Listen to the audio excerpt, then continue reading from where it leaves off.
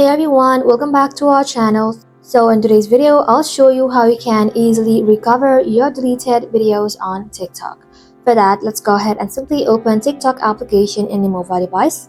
Once you open the application, go ahead and simply log in to your account. Once logged in, simply tap on your profile icon at the bottom right corner. And inside your profile, simply tap on the three line icon, then tap on settings and privacy.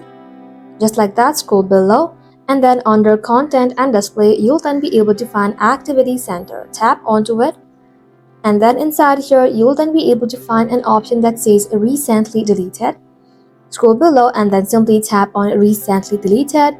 And here in this section, you'll then be able to find all of your videos that you have deleted on TikTok. If you would like to recover them, simply tap onto it and then tap on restore.